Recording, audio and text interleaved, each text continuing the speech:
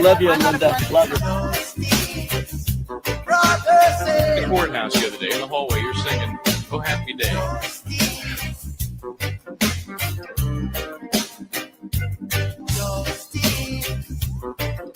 One word prayer. Justice, where are you? And Justice Serve TV is on the air. There's Linda Kinney Baden. I'm Michael Bryant. And breast cancer awareness. It must be the 1st of October. It's the 1st of October. I want to mention, you see that I'm wearing a pink sweater over my, I won't say it, Justine. And I don't want everyone to be aware of it. My mother had breast cancer 3 times. My grandmother had breast cancer once. They both survived it, died of other things. And I've been tested for the BRCA gene as a result of that. No BRCA gene, so my sister and I are good. But I want to make everybody aware of it because sometimes we forget that it's still a thing out there. And it's still a disease. And a lot of women suffer from it. A lot of men also. And please be aware of it. We try to bring awareness every year by wearing the pink, so to speak. Okay, yep. When you go to football games this week, you'll see it, and maybe tonight at some other games. And my wife as well. So thank you for remembering all of that. So we have a very special guest today. This has been a crazy week. We had Aidan on Monday. We had Melanie Little on yesterday, and I'm not so sure we can have a complete week of amazing guests without this amazing guest. Yes. Mark Bederow joins us, attorney extraordinaire, and I believe, I'm just guessing, Boston fan. I'm not 100% sure. Yeah, I don't know, some sort of perception. How you doing, man? He was for Bryant and Baden, actually. Yeah. Good. I'm hoping they close it out tonight and move on. Yeah, I'm very glad that they won because then you're in a better mood today. Otherwise, who knows? Who knows what we would have got? We'll see in 2 hours where that's against. But right now, it looks good. Yeah. It was an exciting game. Yeah, always is. I mean, it's one of the great sports rivalries. It really is. Yankees, Red Sox.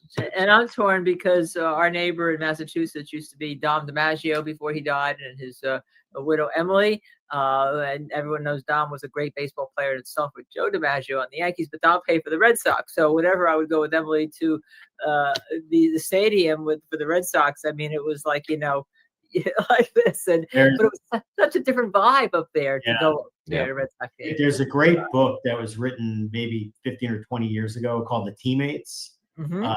Ted Williams, Dom DiMaggio, Johnny Pesky. There's actually a statue outside the kind of the backside of Fenway Park of these guys. But yeah, it was an interesting take to see the other DiMaggio. He had the famous and the trip they took together, right? And he was as wonderful in person. We tried to write letters to get him because Emily wanted to get him in the Baseball Hall of Fame, and they just won't have it. They said his numbers weren't good enough, but it was because he had to go to war. I mean, he had to they lost prime years. Yeah. But that's a great book. You're absolutely right. Fabulous book. Anyone who hasn't read it should pick it up. And you mentioned Pesky. For those who aren't in the area, that Pesky pole actually was named after a person, not just an odd name. So Yep. Right. So, nasty pole. Go ahead. Yes. And that stadium, Fenway, one of really, in my mind, only 2 legitimate, historical, pay homage to the sport stadiums that are left. All of these, even, the Yankees kind of, when they redid theirs, it's awful. It's horrible. It is, I'm kind of, I'm San Francisco. I'm spoiled. I believe we have the best ballpark. How do you beat that location? But that company, I think it's called Ad Hoc. I may be a little off on that name, but they've done all those ballparks that have that kind of old new blend. Camden Yards, Jacobs Field, Coors, all of. And Yankees decided, let's redo our horrible ballpark, but with new material. How about that? And that's what it feels like.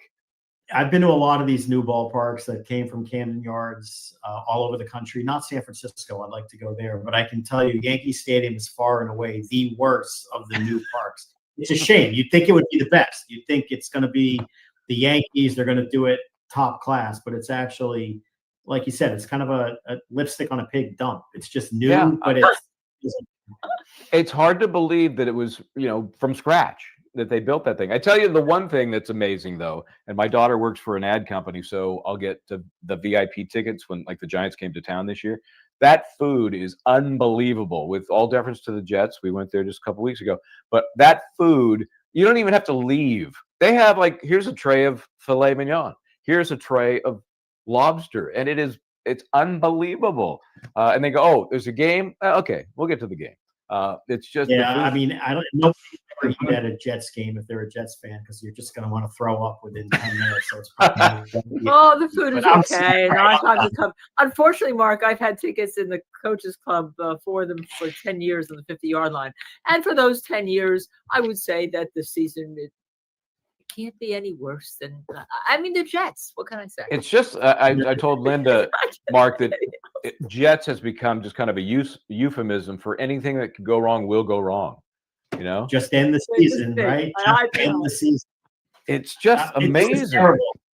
It's terrible. I said I wasn't going to say anything about the Yankees and Jets, and here we are, 2 minutes of this, and unloaded. We're sports fans.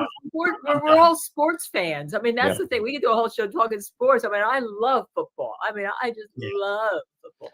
I want to give a shout out to Andrew DiMaggio, who's the grandson of Dom and Emily DiMaggio. Also because he'll probably be watching this. Hi, Andrew. He's also a great person in his own right. I'm going to make one more baseball comment, and then we'll move on. You know, when we first moved here, my son was 2, right? He was 2, so he was, didn't know baseball. I don't know how any kid grows up in this part of the world and is not a Yankees fan, just because of the, the success they've had and the marketing. And but I take solace in the fact that the San Francisco Giants have won 3 World Series since the Yankees won their last one. So I feel pretty good about that. I'm not greedy, 10, 12, and 14. It was an amazing period. I'm looking for the book of teammates I have up here somewhere. I'm looking for the book that we talked about. That's okay. You guys continue to talk. Okay. I'm so you guys won in 15. When did you win last? 12? No, we won 12. When? 13. 13. I knew it was one of them in the role there. Okay. 2004. Yeah. Kind of that. Yeah. Anyhow, Mark Bederow doesn't need any introduction, but I would like to introduce him because on reading his webpage, he is what a prosecutor who's turned defense attorney should be. He was an ethical prosecutor. He was a great prosecutor. He's an ethical defense attorney. He's a great defense attorney. And there seems to be something that seems to be lost these days, in my opinion, also being a former prosecutor, in prosecutors and how they try cases, how they bring cases, how they just want to win about cases, how they thieve, connive. Okay, I have some prosecutor friends who are really good, but I haven't seen many lately that I like. But Mark, and this is on his website, but I want to tout him in a case that received worldwide attention. I remember this. He prosecuted one of the first indictments in the New York's hate crime statute when he successfully prosecuted a German national who attempted to burn down a Jewish neighbor's apartment in a Manhattan high-rise apartment building. How apropos these days, we see. He successfully tried a police officer who only months after 911 assaulted an Egyptian cab driver, showing, Mark, that you are not favor to anybody, you're favor to the law. Mr. Bederow also trained, I like that word, trained younger prosecutors in trial practices, supervised several attorneys in making charging decisions for New York arrests. So it goes on and on, but I focus on that because of the training, because of the fact you're ethical, because of the fact you know what it's like to bring a good case, because of the fact when you see a bullshit case. So I'm sorry, I'm not supposed to curse anymore. Okay, yes, when you see a case, I'll need a timeout, and that's another reason why we are so happy to have you on. Thank you. Let me ask you, that leads into this first question, and we've asked it of Melanie Little, others we've had on. What was it? Why law? What happened? Where did you make that decision? Well, once it became realistic that, becoming a starting center fielder for the Red Sox is not realistic, which was pretty early, for some of us, you have to figure out what you're going to do. And I've always kind of been a talker, if you will, and intrigued by law. Those are the kind of shows that I used to like growing up. So it just kind of seemed like the right thing to do, and it just goes from there. I mean, it's a great choice. I enjoy it. And I had a pretty good idea relatively early. That's what I wanted to do once, baseball player was not an option. Yep. I understand that. I get that. I mean, baseball is, as a short white guy myself, baseball is the saving grace for short white guys. So I clung to that for a while myself. And then I lived it through my son, who made it at least through playing in college.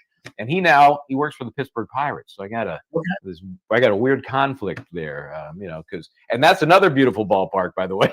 It's a lovely ball. PNC Park, that may be number 2, where it is on the river there. It's amazing. That may be the nicest one I've been to. I haven't been to San Francisco. Pittsburgh is beautiful. Yeah. And again, same construction company. So let's talk about the construction of the cases you've been involved with. And obviously, or destruction, maybe there's deconstruction or destruction.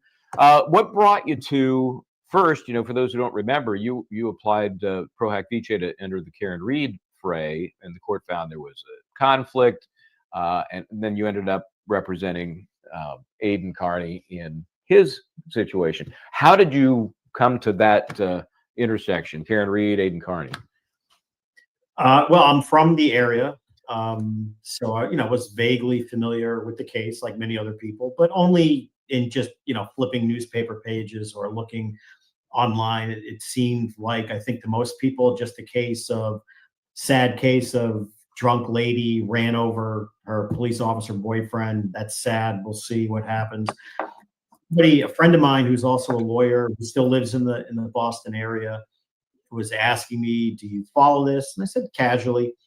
And he actually started sending me some tweets of a local Massachusetts lawyer who it was some of the most offensive thing I'd ever seen on Twitter for a lawyer to say, just about Karen Reed's civil rights or lack thereof.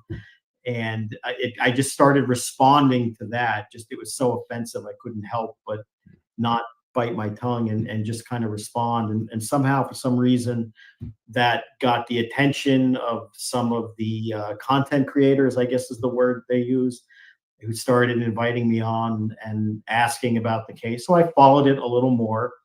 And, as Linda said, having that kind of background and experience, once I kind of had my interest picked in the whole fiasco, it didn't take that long to at least see serious red flags and concerns about how flawed this appears to be, whether Karen had done something or not. There just appeared to be so many flaws and problems with the case. So when I started having strong opinions about that and explaining why, I assume my background as a Manhattan prosecutor helped, whatnot. And I just started talking about it more, became more interested, and eventually got retained by Aidan first. And then, as time went on, was asked to join, Karen's team maybe a few months before the trial. That obviously didn't happen. But that's how that all unfolded. It seems to me that Judge Kearney didn't want anything that would help Karen Reed, and I referred to your being pro hoc vice. I referred to her decision on Michael Easter, along with other decisions, but those two to me stand out as really big ones. That hey, here would be another great attorney coming in on her behalf. Here would be another great expert coming in on her behalf. And I'm not having any of it, because I was admitted in Suffolk County for the Aaron Hernandez double homicide. No issue. It wasn't any problems there. Well, what was interesting, in the affidavit that we submitted in support of my pro hoc application, obviously there was an issue on the surface that I would think any judge would potentially want to explore, given Aidan and Karen at the time. But what we had done was I volunteered to meet with the judge ex parte, at her request, and answer, not in the presence of the prosecutor, obviously, but any concerns about possible, conflicts. Both of them filled out waivers, fully informed, in writing, papered to death. I mean, I could go on and on. There was no actual conflict at the time. There was no objection from the prosecutor. There was, I guess what I call a non-objection objection, just a few, in my view, certainly outrageous statements that were made by the prosecutors suggesting that I was going to be some sort of vessel of communication between the two clients. But, the judge did what she did. Ultimately, it didn't matter. I mean, Karen's team far outclassed and outgunned the prosecution team. And I think the results clearly show that, as does just the way the case was tried. So then you end up then all in on the Aidan Kearney matters. Let's talk about where we are now. Everybody's read, and I've seen people have done hours and hours of content going over what has become known as the mega motion to dismiss. First of all, what's your take on that?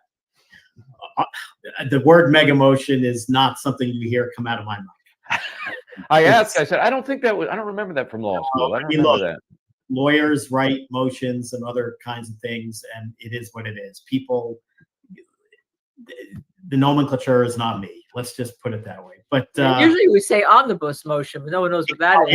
Yeah, all kind of New York in here. We write omnibus motions, and we do it in a style that, ordinarily you don't see in Massachusetts.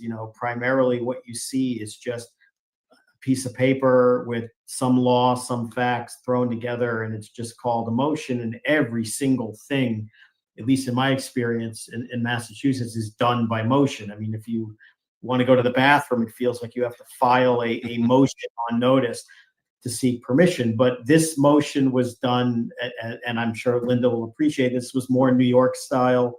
I love it. I know. The numbered, normally what we would call an affirmation by an attorney, not an affidavit. And that's the factual basis, and then a memorandum of law to go with it to argue the legal basis. So that's what we did. That's pending. I think it pretty much speaks for itself, having been a prosecutor like Linda and being involved in hundreds of grand juries, if not more.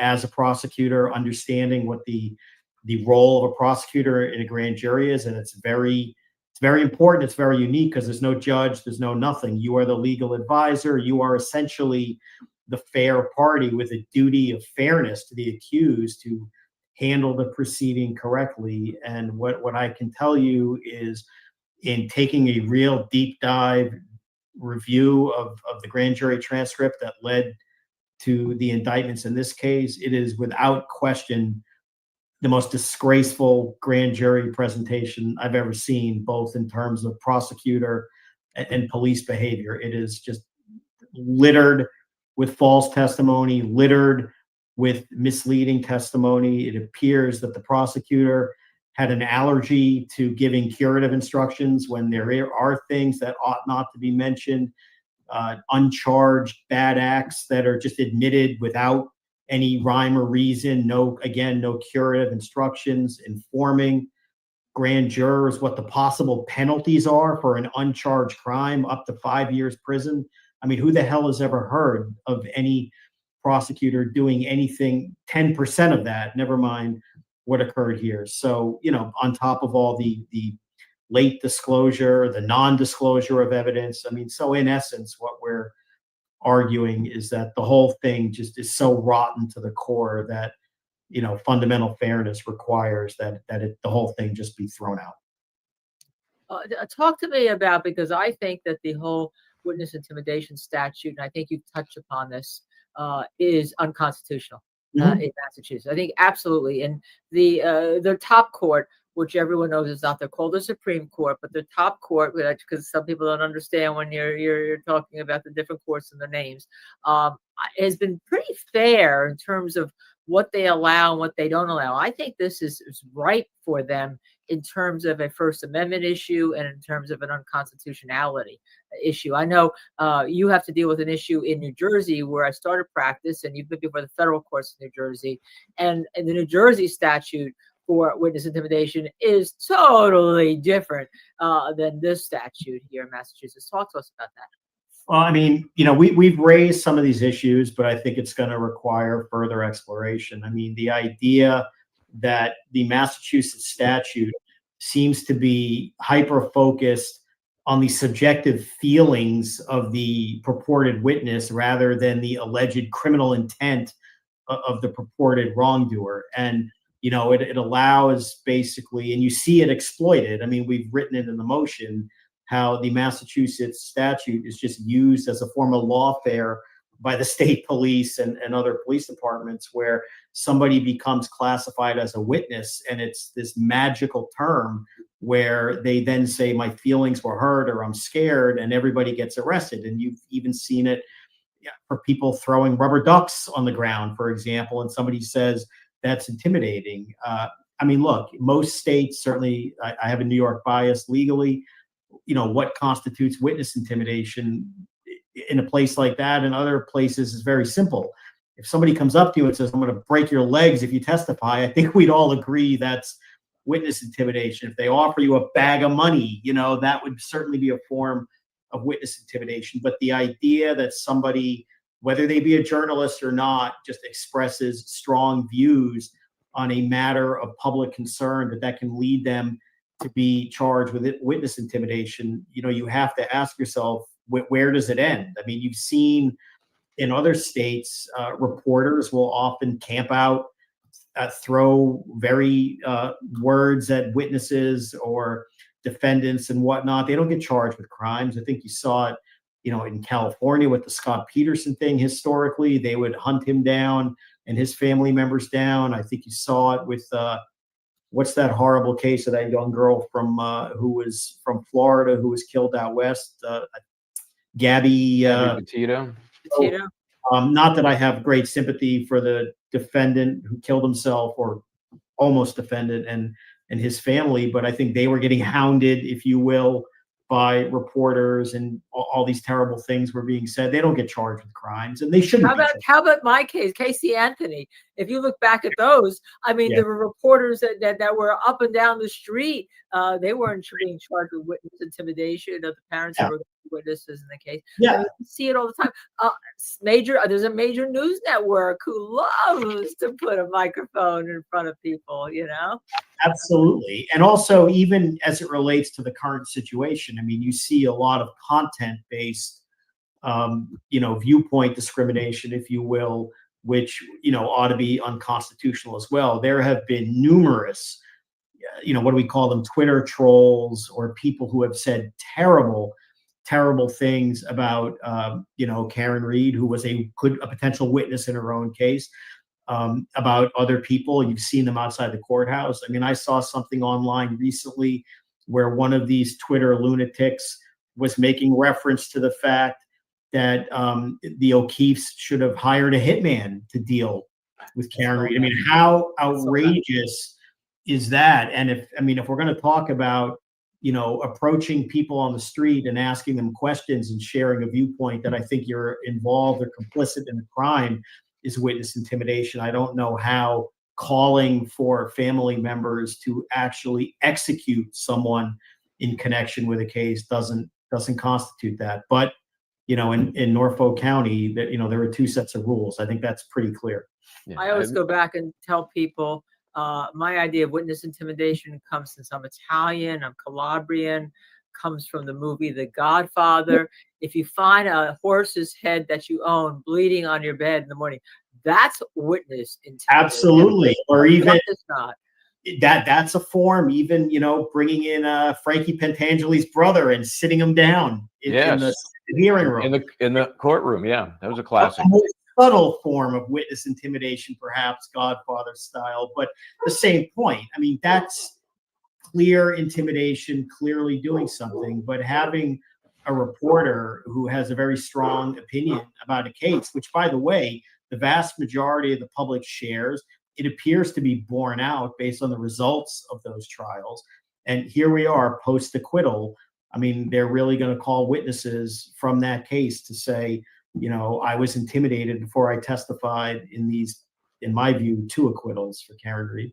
But, you know, I was intimidated because this guy was asking me questions and saying what I perceive are terrible things about me. And that's not what witness intimidation is. There are other, if you think a reporter is doing something like that, criminal prosecution is not one of them. Yeah, they were actually asked to tell the truth a few times. That was yelled at them. That's outrageous that they should be doing that. Something the legislature is going to have to address. California doesn't have that same emotional component. You know, you reference finances. It could be, I'm going to ruin your finances too. That's another form of true intimidation, but Sure. not just hurt feelings. So, you know, anyway, that's where we are. And I mean, that's what you're dealing with. You know, you just filed recently a supplemental affidavit. We call them declarations in California. What do you call them in New York? Affidavits? Well, Declarations? yeah, and also Affirmations. affirmations in New York and in New Jersey, we call them usually certifications. You don't even need to have So crazy. an affidavit. So this declaration, as I would call it, it's got a lot of redacting in it. So Mark, just tell me what those things are. And I'll just fill in the blanks as we were playing Man Live the other night with Look, that's the ruling of the court, that there are certain subject matters which are under a protective order. It doesn't make a hell of a lot of sense to me. A lot of that information is in the public. Many of these types of communications are or have been subject to FOIA disclosures by the DA's office. Many of the witnesses who are covered under this protective order are in law enforcement. And why should any communications between law enforcement on a matter of public concern, including allegations of corruption, ever be shielded? I think that's just bad policy. Some of these witnesses, whether they be private civilians or law enforcement, have gone on their own press tours. They've appeared on 2020. They've appeared on Nightline or Dateline or whatever it is, which, certainly I think lessens their right or interest in shielding what are admittedly, in certain instances, very, very embarrassing communications that I think would shake the public's belief in a lot of things. But that will have to happen at another date. I mean, eventually it'll all come out. But for now, we have to play by the rules we're given. So there's a lot of mad libs and connect the dots. It takes twice as long to file these motions, including another one, which is the cake is baking right now for the next couple days, a pretty big one. But, it takes forever to redact. But, that's what the court says. That's what lawyers do. Any hints on what that is to come? Yeah, it's no secret. We've alluded to it. It's to disqualify every single prosecutor on all of the existing cases, with one exception, because of what we consider and are pretty satisfied are irreconcilable conflicts of interest due to some recent, admittedly bizarre, scorched earth legal tactics by a witness in these cases. But, when a witness sues the prosecutor, threatens to sue the DA's office, and sues the lead detective, there are consequences that attach to those people having the ability to prosecute a case in which you're a witness. Of course. I noticed today, tell me, I don't know what your connection to this, if any, is. Aidan Kearney has sued LG, I call her Lindsay Gaetano, and she filed a bunch of stuff today, some opposition papers, I think some attempts, to stay the proceedings till the end of any criminal matters. Are you involved in that?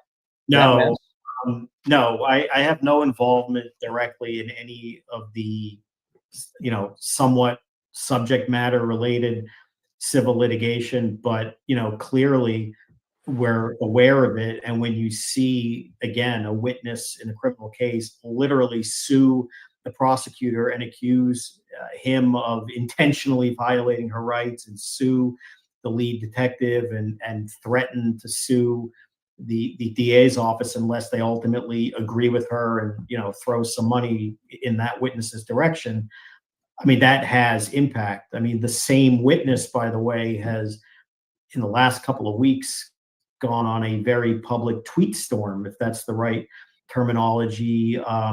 In essence, the case is cannibalizing itself. I mean, they're all attacking each other, accusing each other of this, that, and the other. And it makes for, I suppose, interesting entertainment for, the Twitter crowd. But for the lawyers who do this for a living, what it does is just burn the whole house down for the criminal prosecution that shouldn't exist in the first place. But if these conflicts of interest they're everywhere now. I mean, they are all accusing each other of just incredible things that just make all of this not feasible. Unbelievable. Let me ask you this as a policy type driven question, not policy, but are you concerned, not just for Aidan, but for anybody, that people now have the idea that if you do anything that makes them uncomfortable, that you're going to be charged, someone's going to go and file a police complaint and say you're intimidating me. Yeah. I'm a lawyer. You're a lawyer, right? Mark Bederow was on Justice Serve TV. He said something, I feel intimidated, and they march themselves down to the police station who want to go like, oh, hands off. But then they file their complaint. It's funny you say that, because what part of the thought that I always had initially in thinking how absurd the Massachusetts statute is in playing out these hypothetical situations, it occurred to me, and again, this may be for future litigation, because these arguments really need to be made. By definition of the statute, I mean, people like yourselves or myself, as a part-time legal commentator, I mean, you could appear on a show like this, or you could appear on NBC News as a legal commentator and analyze a witness's testimony and say, that witness is not credible. This witness appears to me to be lying based upon this. And that witness who's still on the stand sees that interview and says, oh my God, I'm upset. I'm afraid to testify now because this lawyer thinks I'm a liar and my feelings are hurt and I'm not going to testify anymore. I mean, you'd think that this could only happen in, Stalin's Soviet Union, perhaps. But, in Massachusetts, I guess theoretically, if you wanted to carry this through to its absurd conclusion, by the letter of the statute, I mean, I don't think even in Norfolk County they would do this, but by the literal definition of this, maybe, who knows? Maybe who knows? Because I think it depends on who you are. You say that a lot, yeah. We would be prime candidates for them to do it, for right. Sure. But by the letter of the statute, it would appear, as long as you have a prosecutor or a police officer who's willing to say, well, your intent must have been to cause them not to testify, their feelings are hurt, they're a witness, so we're gonna charge you. I mean, again, and there's a record of this. I mean, rubber ducks. They were charging people with crimes for throwing rubber ducks on the ground, saying, free Karen Reed or Colin did it, which again is a protected opinion. Whether, you agree with it or not, it's still America, even in Canton, Massachusetts. I think it's still America. You still have a right to speak, but maybe not. And I think your example is an interesting one, because I've literally thought about that in the past, that they could come after lawyers for expressing professional opinions in public commentary because somebody got upset that you're being mean because you think I'm lying. That's what I'm concerned about, that it's going to start limiting that. And that's why I wanted to address it, because I know you had to have thought about this. Yeah, obviously. And then in terms of even other people, I mean, so if you're high profile, even if you're just a normal person, but a high profile, because we know the standard for a public figure these days is not very much. I mean, anybody that's a tweeter, I think, becomes a public person, right, or an Xer or a poster, whatever you want to call it. Does this have to be addressed nationally, federally, or does it have to be addressed state by state? I mean, I hate to say generally. I mean, we live in a federalist society. The idea that we should have, the federal government making rules that, I mean, other than, what rights are afforded to you under the Constitution, clearly. But I'd like to think that in a civilized, normal society, that we could trust 50 states to actually come up with laws that are sensible and reasonable about what is and what is not witness intimidation. And I think most states do.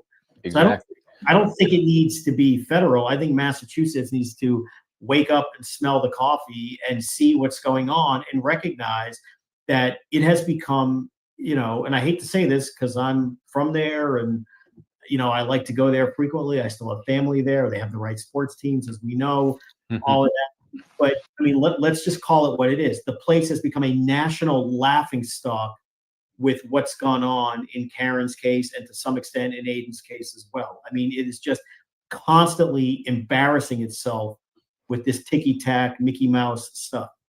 Yeah, I think we've made that point, Jersey, New York, California, they've all done it right. So it is purely a Massachusetts issue. So my question then is, have they not come up against this in the past, other counties, other law enforcement agencies where they've looked at the law as it stands now? Oh, I'm sorry, your feelings are hurt. That sounds like a case to me. Or is this little Karen Reed, Aidan Kearney situation a microcosm and it's just never come up before? So they haven't addressed it before. I mean, I think it's probably come up in just, people get prosecuted for all kinds of things, but certainly these current cases that have been going on the last few years, Karen, Aidan, perhaps some other ones, which all seem to be, for the most part, based in one county, I think is drawing incredible attention to it. And, I do know that there are some politicians in Massachusetts who have started the process of attempting to amend the statute, but that's a hell of a task and not easy. And it gets into all kinds of politics. But, I think certainly what's going on in this one particular county, everyone sees it, and it's just become a complete joke throughout. With other cases too. I mean, we have the adjacent county with the Birchmore case, but it's still the Michael Morrissey involved. We have. I was in New Jersey today, and everyone I was with knew about the Kelsey Fitzsimmons case and thought it was just terrible. So you're right. I think it becomes a laughing stock. Now, in New Jersey, we have an interesting thing. We have a constitution that gives the attorney general to be the chief law enforcement officer of the state. So with a swipe of a pen, they can say, this is the policy that we all have to follow. Every as you know, every police department, every prosecutor's office, and you're able to remedy something pretty quickly. Massachusetts, though, you have an attorney general, and I know that you don't want to go too far into this because this may eventually get involved. They passed on Aidan's case, but how do you get relief from somebody higher if it's not the courts? How can you get, like, the attorney general to turn around and say, hey, wait a second, everybody, stop. This is not what our statute is for. I mean, if we don't have that overreaching constitutional ability that New Jersey has. They don't, but I mean, this is something that, you take this through to its logical, absurd conclusion. And this was something that we addressed in court last week, at least as it relates to what we call the 2024 case with, the witness who's suing everyone. And that is this. The Norfolk DA's office recused itself in any matter involving Aidan a couple of years ago, which is the correct thing. I mean, he's obviously called them corrupt to their core and whatnot. They're not a good candidate. They bring in, special prosecutor after special prosecutor. One of them has to get thrown off because he made himself a witness. One of them has to recuse himself because he's being sued fairly or unfairly. And in this case, I would suggest unfairly. Another one who saw that the motion was filed and the next day tried to get relieved, which I don't blame him. But what are we left with? So we're left with no prosecutor. And, the judge, understandably from his perspective, says, well, the DA has 30 days to assign someone. And we have to stand up and say, wait a minute, judge. She's suing the DA as well. And they now, the entity of DA's office now has a conflict, because how can they take taxpayer money and hire someone? Is that to help themselves, to get House counsel for the DA's office to, get out of this lawsuit? Or is it going to be somebody who you're going to hand the keys to the car over and say, do what you want, even if it embarrasses us? I mean, they're just not the right person. So naturally, you would say, well, how about the attorney general? And then you realize, if you've read the motion that we've already filed, over the course of several months, Michael Morrissey asked the attorney general 3, 4, 5 times to get involved and do something. And they very politely said, we're not touching this. Okay. Nobody wants this. So that's why I said the case is basically stateless. Who's even equipped to assign someone, assuming anybody's even willing to take this? So I don't know what the answer is. All I know is, I think in a couple of weeks, it's going to be readily obvious that they're not going to have prosecutors available for the 2023 case, the 2024 case, and any open investigations that they may be conducting right now. And where it goes from there, there is no attorney general, like you said, just to pull the plug. So now there's can I do a follow-up question? Yeah.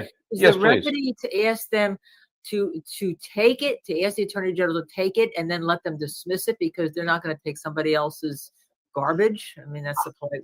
I mean, at some point, it has to be dismissed for lack of prosecution. I mean, we have a right. I mean, this sounds crazy, but we have a right to be prosecuted if you're charged with a crime, meaning, let's go. This can't just hang over like a dark cloud for month after month. So if you're going to, put up or shut up, do something, prosecute. And, at least on the one case right now, it's ground to a halt. And there's still outstanding discovery. There are still outstanding issues that, we have a fundamental right to get evidence and to push it forward.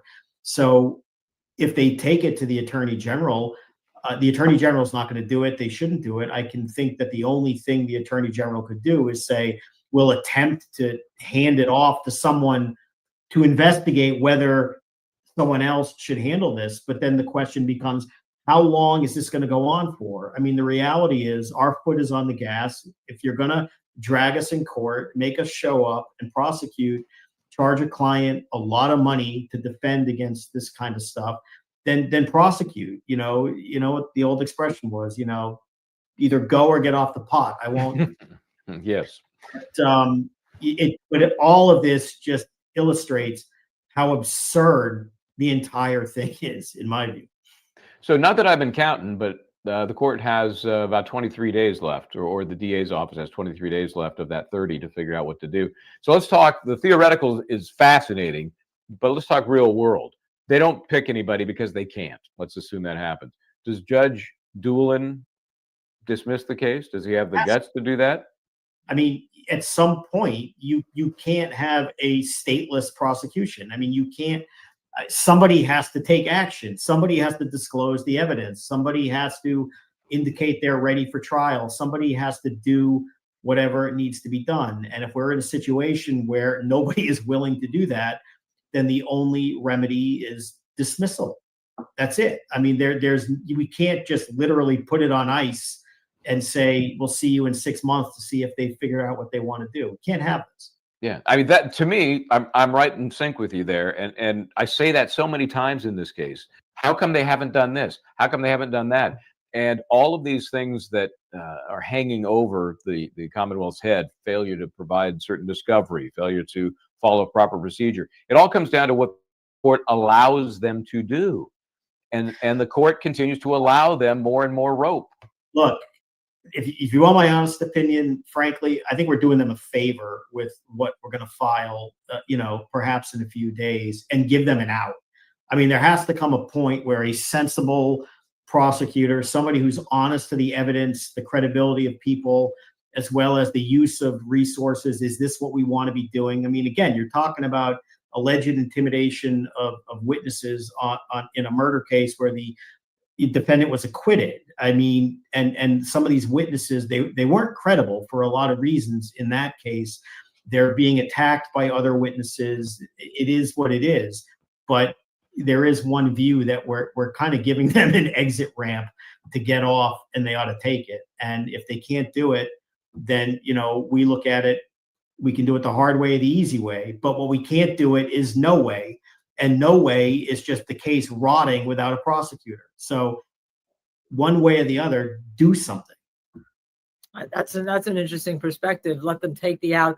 Are they smart enough to take the out? Or maybe is the judge smart enough to take the out and get it off the calendar and give, but it would have to be with prejudice, right? You're not going to just like, okay, we're dismissing this without prejudice. It has to be with prejudice, right? No, I mean, if the case is getting dismissed for lack of prosecution, it would be outrageous to let that resurrect itself. And, we're learning a lot of things about Massachusetts procedure, I'm learning, which, is not the world people like you and me come from. They have no speedy trial statute. That's part of the problem. That allows this stuff to drag on, and there's no penalty to the prosecution. In New York, this case would have been dismissed a year ago because they don't do anything. They don't meet discovery deadlines. Mm-hmm. You get charged that speedy trial time, out it goes. The other thing in Massachusetts that, was in the news as it relates Karen and Aidan anyway, is they apparently can just take on their own multiple bites at a grand jury, which is crazy. You can't do that in New York. You would have to petition the court, submit proof that there is newly discovered evidence, and there's a reason why. I mean, it's intended to be hard to do. I mean, a grand jury heard a case and they don't indict. in the normal world, that's the end of it. That's how it works. So the idea that this case could be dismissed for lack of prosecution and they come back, no, that would be absurd. It would have to be any sense of justice, I think, would require, it's like, we're done here completely, full stop. Yeah, but you know what? You're scared to put it in the hands of Judge Canoni wrote the new discovery rule, right? Actually, and she wrote a good one. But you're scared to put anything in your hands after you're you know, with the Rule 14 and all in their hands because of this. And the funny thing is, you know, Mark, we had the judge in Boston. We liked him. He was, you know, he put us to our test, but he was kind of fair. I mean, there was one point because I'm from New Jersey and New York, you know, like your expert witnesses can sit in the courtroom and watch your other expert witnesses. You don't need that. You don't need them to be subject. So I had an expert witness sitting in the courtroom watching another expert witness, and all of a sudden someone said, "Wait a second," and the judge called me up like this. He said, "Oh, Judge, and, you know, that's where we come from. No issue." He said, "Well, we're here. We're not supposed to do that." I said, "But Judge, you know, no one told me." And he said, "Oh, this Kenny bot, go back to sit down." You know, he was just so cute about it. He was cute about it, you know, because I think he got it that, hey, that's no harm, no foul. You know? Yeah, I mean, you'd like to think, obviously, you know, you don't want to get localized, which can happen, and that could even happen, you know, within your home state. I mean, if I venture, you know, in any direction out of New York City, the more suburban you get, you know, you can feel like you're not in New York State, but that you might be in Mississippi 40 years ago. Here comes, you know, my cousin Vinny, basically, the way you might get looked at. But I mean, as it relates to, I mean, certainly. Yeah, as it relates to like Norfolk in particular, there just appears to be a prosecutorial culture of just complete and what I call breathtaking indifference to their obligation to disclose evidence, including exculpatory evidence. And it just appears to be, you'll get it when you get it, and who cares? I mean, even in this case, you know, we write, and we do this in New York all the time. A lot of the Twitter trolls get triggered by this, but you know, you have the decency to write a letter to the prosecutor alerting them to what you think is their possession of undisclosed evidence. And you know, what the Twitter lawyers, for example, don't understand is there is a significance to making a specific demand for Brady rather than a general demand, and that if something gets non-disclosed and you end up coming in second later, there are severe consequences which, you know, would likely lead to a conviction being thrown out. And you write, so that's why you do those things. It's not meant to be emotion. You're giving the prosecutor notice. But, you know, in this case, you make all these specific demands, and it turns out, you find out that they gather this evidence in December of 2024. You're demanding it month after month, and they give it to you in July of 2025. It turns out to be substantially critical evidence. You needed it before you filed the first round of motions. It would have helped you do this, that, and the other. And the reaction you seem to get in Massachusetts when you raise it is they say, you know, what's the difference? And, you know, what do you want for lunch? I mean, it just doesn't seem to resonate. And one last example, I mean, you saw this at Karen's first trial with that famous inverted video fiasco, right? And so and maybe at this point I was not fully up to Massachusetts culture. I'm watching that, and I don't remember even who I was talking to, somebody as an analyst, and I said, "This case is over. This is going to be." You know, this is an egregious Brady or Rosario in New York, we would call it. I mean, the worst kind of Brady Rosario violation imaginable. This is a guaranteed dismissal. I mean, it's such an egregious non-disclosure of critical material evidence, almost certainly exculpatory. There appears to be false and misleading testimony. And everybody just came back the next day, and the judge was like, "All right, continue your examination." And I know, it was outrageous. I couldn't believe it either from where we're from. I couldn't believe it, what you're saying. It seems to me like they haven't learned anything or changed anything since Sacco and Vanzetti. I mean, so appropriate it's in that courtroom, right? Yeah. I mean, what would have happened, I think, in New York, California, any other place would have been the minute that happened, at least the judges I'm familiar with, would have instructed, take the jury out of the room. They would have, get them out of there. And by the way, this would not be done at sidebar, like is a common thing there. There's no jury, so there's no risk of that. And then a judge would have looked at the prosecutor and said, can you explain to me right now, A, why I'm not dismissing this indictment with prejudice, and B, how is this not ending up in front of the disciplinary committee? What the hell is going on here? And there was no concern whatsoever by the court about any of it. There was just none.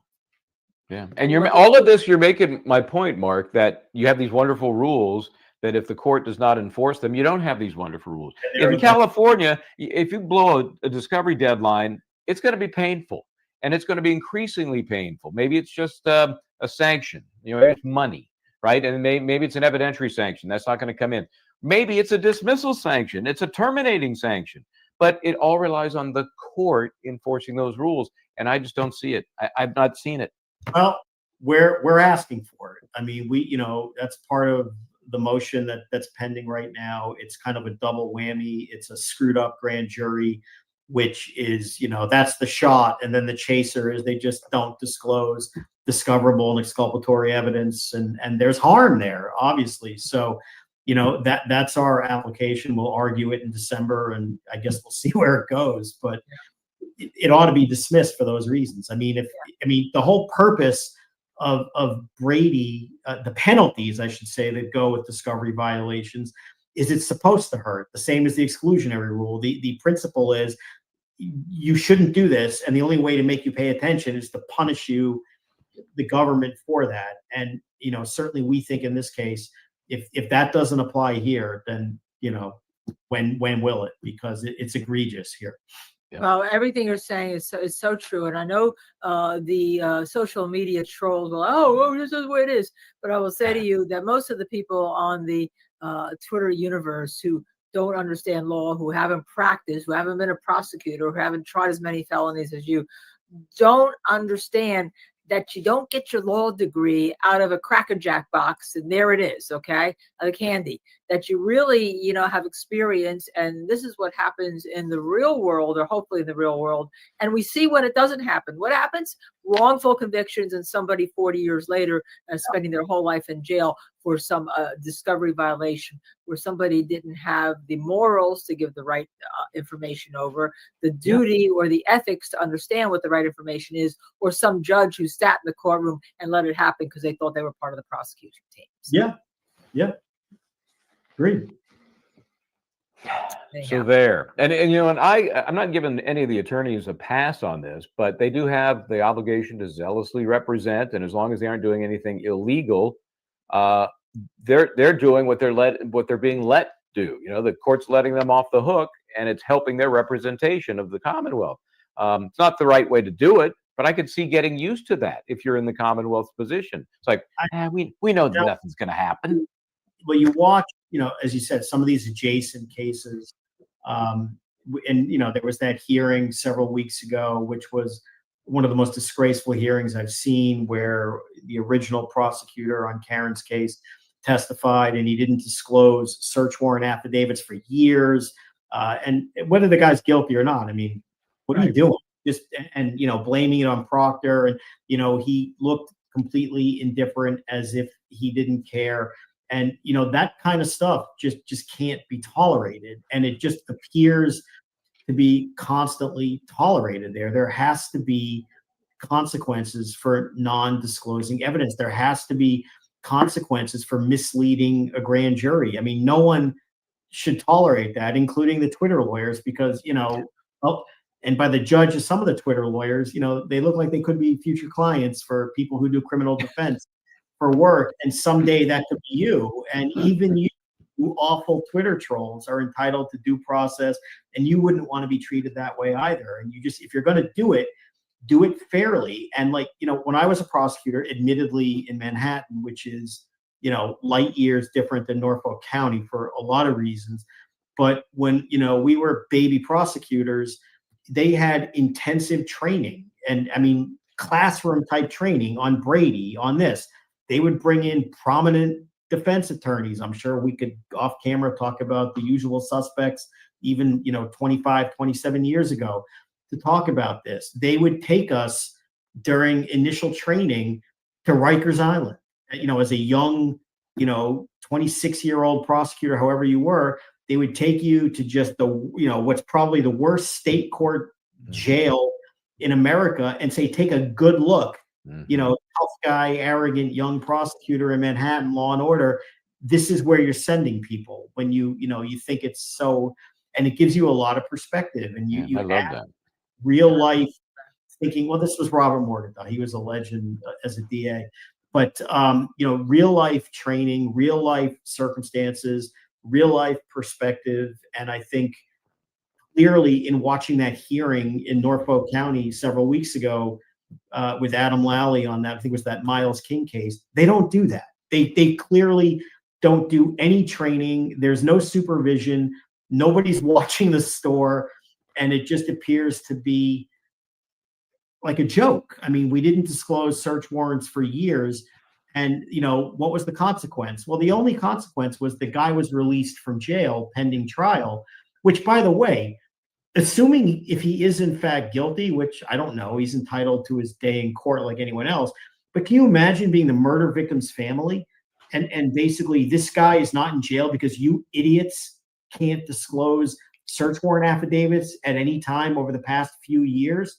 I mean, how awful is that to the victim, the family, the public's perception of how the system works there? It's just awful what happens in that place. And it all starts at the has top. To train from a baby prosecutor on, because if you don't do it right on the little case, right, the burglary, the little B&E, depending what your statute is, you can't do it right when you get to a high profile case. So but they're doing it.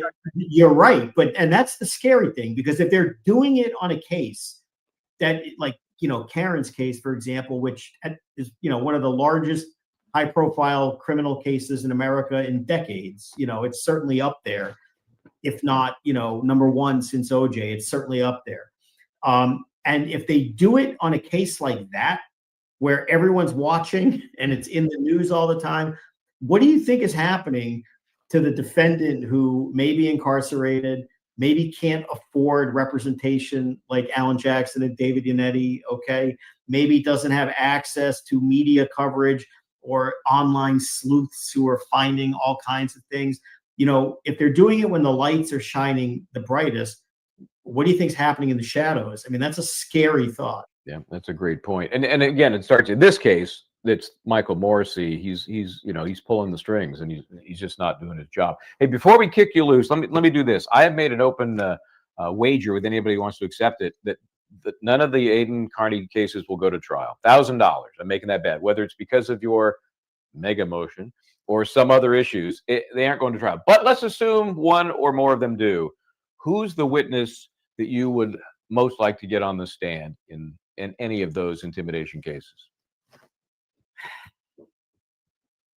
Has to be Jennifer McCabe, doesn't it? I'd enjoy that, but I just wanted to know. I mean, look, all kidding aside, we just go where they send us, whether those are the witnesses, whether there are other people, whether they're state troopers. We didn't choose to be here. They brought us here.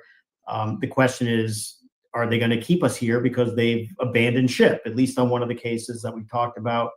Whatever the witnesses are, we'll go, we'll do what we're supposed to do. And I mean, we clearly have full confidence that no sensible jury of 12 people, whatever you think of him. And, a lot of people, have strong feelings one way or the other.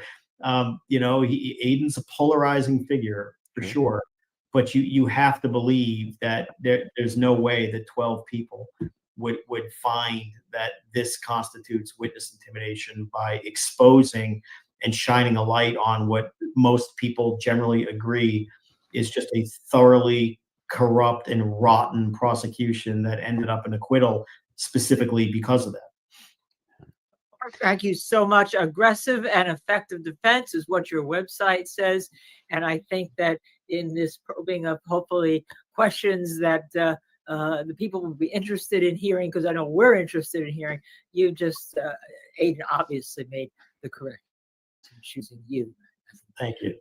Yeah, it's been a pleasure, sir. I will pester you yet again at the next hearing, the next In opportunity. December, right? Unless, of course, something happens before then, which you never know. You never know. You never know. In the meantime, best of luck to all of your Boston sports teams. Take care, man. Okay, bye-bye. Bye. Yeah, I was. Let's see the dates. December 5th. That's for the large mega motion. And that's still 2 months away. Can you believe that? Yeah. That's. I mean, but more importantly, the more important issue I think coming up sooner than that is this: is there going to be a prosecutor appointed in the first of the alleged intimidation incidents? That was from 23. Just dismiss it, Norfolk County. Get Well, over it. And they've just had so many dismiss it. opportunities to, as someone might say, do the right thing, and they haven't. So nothing would surprise me. Nothing. So I can't wait to see what they do or Dismiss it, don't do. Norfolk County. Dismiss You've it. heard I'm Linda not Kenny intimidating Baden. You heard I'm her. not intimidating anybody. You have real crimes to go after, or you have real crimes that you don't go after. Sandra Birchmore. All right. So I mean, what? Yeah, try to do the right thing. There you Be go. ethical, be moral, and more importantly, like bring justice and go after the cases where you really have true crime. In my opinion, maybe the Brian Walsh one is something you should think about devoting resources to, training to, things like that. That starts what, next week? The 20th. So a couple of weeks. Yeah, a couple of weeks. We have to figure out what the plan is on that ditty. But Diddy. not that ditty. No, not that ditty. Yeah, you're close for cases, Michael. Yeah, Diddy's that sentencing's tomorrow, so that'll be interesting. Okay, good chat. Good to finally get Mark on and kind of pick his brain and learn a little more about him and how he got where he is, and we know what he's doing. So that was good. All right then. Tomorrow, I think it's a little up in the air. We have somebody kind of on the ledge. Right. We're not sure if they're going to jump off or not. So, we'll see. We'll know a little bit later on. We're not prepared to announce at this point. No. So. But we will do our best. And if you guys get a chance, and you haven't seen some of our prior interviews from this week, Aidan Kearney, of course, from Monday, Melanie Little from yesterday. It's all right. I'm probably not pointing to the right place, but it's in the content pile. And I posted some members content. My trip down to Jersey today. Got some little family issues. Got some rescue your animal issues. Did a little bit. Also did a little work. Unfortunately, come to find out that when because of certain political events happened called a shutdown. I've heard about that. Yeah, some of my federal cases, which are in civil area right now, you can't even text or get attention or get in contact with the judge's chambers. Now, it's going to be an interesting issue as to in federal court around the United States, who is considered in federal court or what federal courts are considered, shall we just say, important enough to keep them indispensable, or whatever the magic word is the feds use. For maybe federal sentencing. So we'll know about that soon enough by Friday. And that's where our case wires maybe get uncrossed. Yeah, interesting. I had some very good resolutions today. So they weren't involved in the shutdown. So I'm happy about that. Okay, till next time. Hey, I'm Michael Bryant. That's Linda Kenny Baden. This is Justice Served TV. And really, try to do the right thing.